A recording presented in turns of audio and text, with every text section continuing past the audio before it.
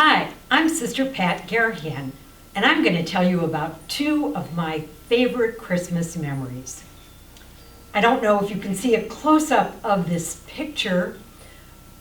I grew up in Arlington, Virginia, but both of my parents were from upstate New York, and every summer we would go to visit our family there.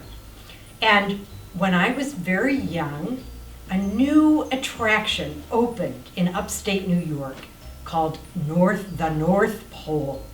It was really one of the very first theme parks in the United States. I had the chance to go there and see Christmas in the summertime, and it showed the whole village of where Santa Claus lived and all the toys were made.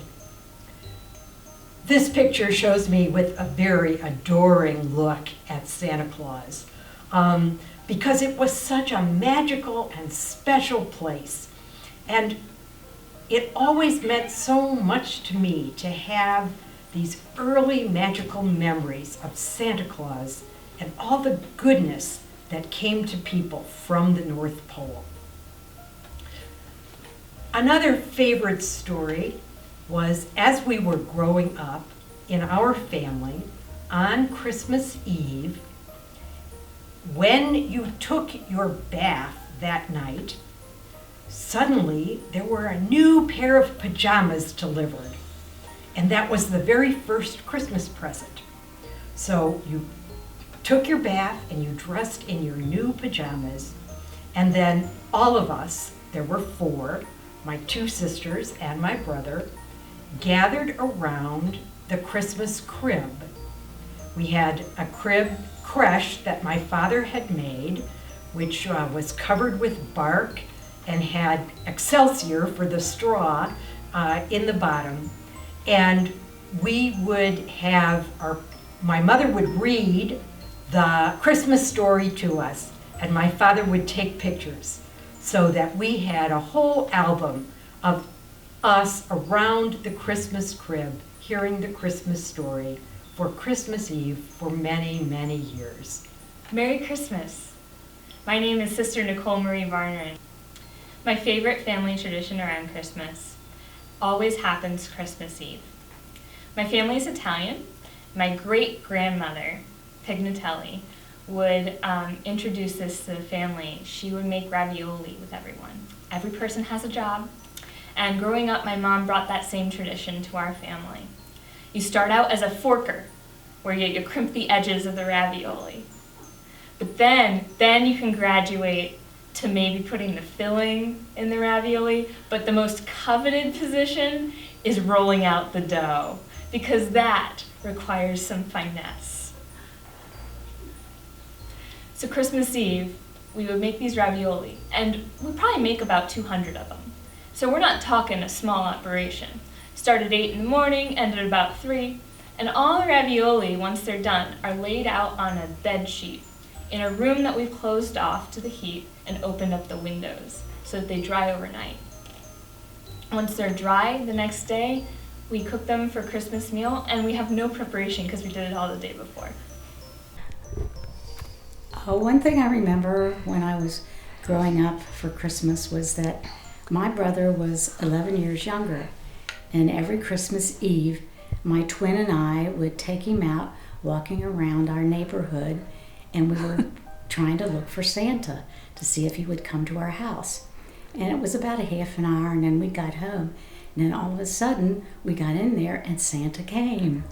So that was one of my fond memories of when I was growing up. And then we used to put out stockings and for Saint Nick, and when we would get up, we would find like apples and oranges, fruit and nuts, and there would always be one little toy that we would get in our stocking. And one of my favorite movies is It's a Wonderful Life. I don't know, I just like it because it makes me cry. And it's sad, and it's just a heartwarming movie for Christmas. Hi, my name is Sister Frances Murray, and I'd like to share with you something about the most favorite Christmas that I can remember. When I was 9 years old, I was still an only child. And I wanted a little brother or sister so badly, but that just wasn't possible at the time. And so, in that year of 1951, Christmas for me began on July 6th, 1951. And that's when I got the greatest gift I could have gotten, my little sister, Margie. I just loved working with my mom and helping her and watching the little one grow and develop. And so I was just at the top of my game. My dad also had a special part in all of this.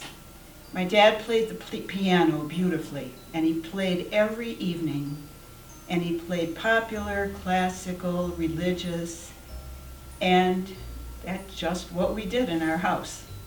We would be in the bedroom, Mom and I, trying to get little Margie to think about going to sleep.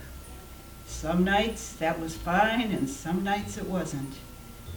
On a particularly long evening, my dad began to play a religious song, "Good Night, Sweet Jesus." And it was like a miracle. The child went to sleep. We thought it was just a coincidence, but doing some plotting and figuring some things out, we said, there must be something to this.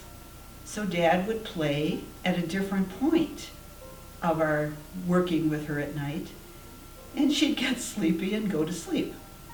So one of my favorite memories, and that's why that Christmas was so important to me, how important religious life was it to us in our family, with a simple song that she didn't know was a religious song.